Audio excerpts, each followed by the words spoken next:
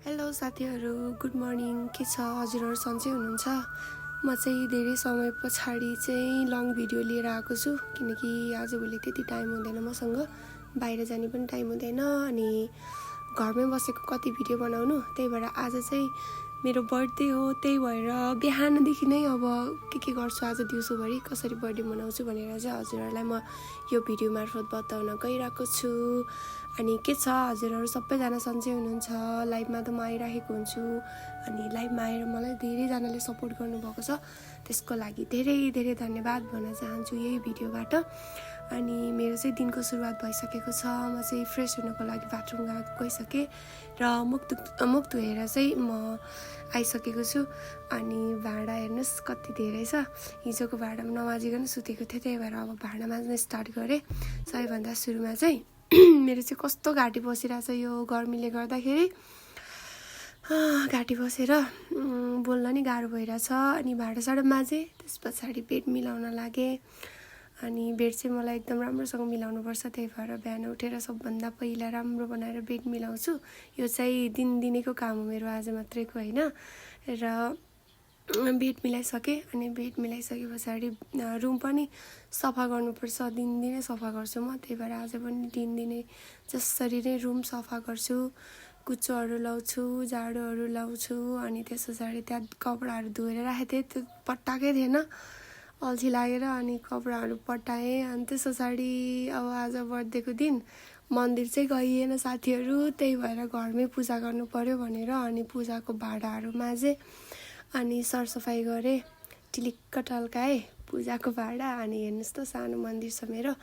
अनि त्यस पछाडि त्यो मन्दिरमा सरसफाइ गरेँ अनि सरसफाइ गरेर दिनदिनै चाहिँ पूजा गर्दिनँ साथीहरू, आज मात्रै हो। अनि बत्ती काटेँ अनि बत्ती काटेर अनि त्यसपछि जलहरू फेरेँ अनि त्यस पछाडि पूजा गर्न लागेको छु। अनि मैले अघि अर्कै कपडा लगाएको थिएँ अनि टी सर्ट फेरेर फेरि पूजा गर्नको लागि टी सर्ट फेरेर अनि त्यसपछि पूजा गर्न लागेँ। अनि अबिर केसरीहरू सबै त्यहीँ थियो। अनि त्यसपछि बत्ती बालेँ अनि धुप बालेँ अनि त्यस पछाडि भगवान्लाई थ्याङ्क यू भने, किनकि मलाई यति राम्रो लाइफ दिनुभएको छ, सबै कुराहरू राम्रो छ, फ्यामिली सबै राम्रो छ। अनि सबै कुराको लागि भगवान्लाई धन्यवाद भने। अनि त्यस पछाडि अनि टिका लगायौँ अनि त्यस पछाडि हामी चाहिँ खाना बनाउनतिर लाग्यौँ साथीहरू। अनि आज के खाने भन्ने त्यस्तो प्लान थिएन, अनि माछा खान मन लागिरहेको थियो अनि माछा बनायौँ। अनि त्यस पछाडि ग्रेभी बनाएर माछा यस्तो मिठो भएको थियो, माछा बनाएर अनि त्यसपछि हामी खानासाना खायौँ। खाना खाएको सबै डिटेलमा भिडियो चाहिँ बनाएको छैन साथीहरू। त्यस पछाडि हामी चाहिँ रेडी भएर कहाँ जाने भन्ने प्लानै थिएन। अनि यसो सर्च गरेको लोकेसन अनि एक्जोटिक रिजोर्ट भन्ने रहेछ, हेर्दाखेरि राम्रै थियो, टिकटकमा भिडियो हेरेको। अनि त्यस पछाडि हामी चाहिँ त्यहाँ जानको लागि रेडी भयौँ। रेडी भएको भिडियो चाहिँ खासै मैले बनाएको थिएन। अनि म चाहिँ यस्तै भएकै थिएँ रेडी भएर। अनि यो चाहिँ हिजोको भिडियो हो साथीहरू, हिजो बेलुकै हाल्न चाहिँ पाएन, हिजो बेलुका अब राति भएको थियो अनि त्यही भएर हिजो बेलुका हाल्न पाइएन, त्यही भएर आज हालेको। अनि ल साथीहरू हामी चाहिँ गयौँ है, कस्तो रहेछ हेरौँ ल। एक्जोटिक रिजोर्ट भन्ने चाहिँ यो चाहिँ चाबेल रहेछ, चाबेलमा रहेछ यो एक्जोटिक रिजोर्ट चाहिँ। अनि पठाउ बुक गरिसकेको थियौँ अनि हामी पठाउमा चढ्यौँ अनि त्यसपछि गयौँ, कति छिटो पुगिसक्यौँ हामी।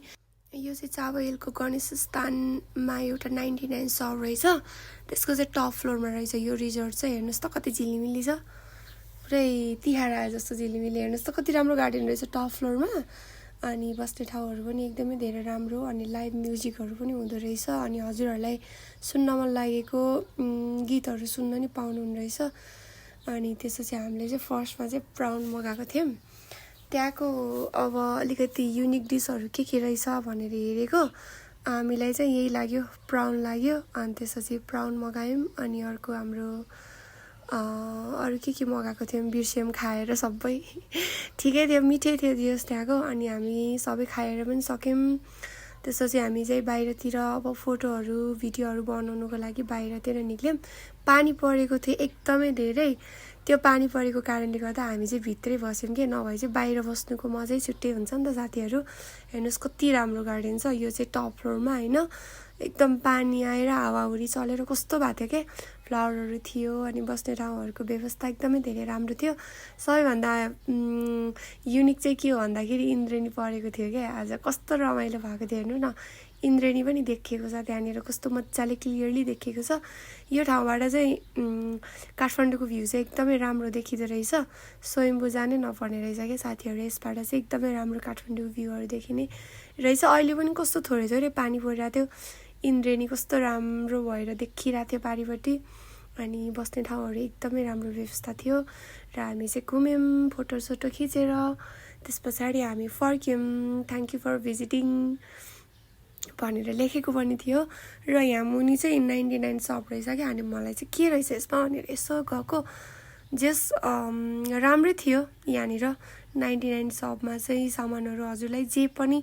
चाहिन्छ सबै कुराहरू चाहिँ यहाँ अभाइलेबल थियो अनि मलाई पनि थोरै थोरै सामान चाहिएको थियो त्यसो थोरै थोरै सामानहरू किन्यौँ अनि जस यहाँको प्राइसहरू चाहिँ रिजनेबलै लाग्यो मलाई सामानहरू एकदमै धेरै राम्रो राम्रो थियो अनि त्यस पछाडि थोरै यो एउटा फ्रुट्सहरू राख्ने मन पर्यो मलाई अनि लगाउँ जस्तो लाग्यो अनि त्यो पनि लिएर हिँड्यौँ अनि यहाँ कपहरू पनि कस्तो राम्रो राम्रो थियो अनि त्यस पछाडि यो कफी खाने एउटा भाँडा थियो त्यो भाँडा लियौँ अनि यो इलेक्ट्रिक बोर्ड रहेछ प्र्याक्टिस गर्न मिल्ने यो पनि लियौँ त्यसपछि हामीले पठाउ बोलाइसकेको थियौँ आजलाई यति नै bye bye thank you so much for watching my video bye bye take care guys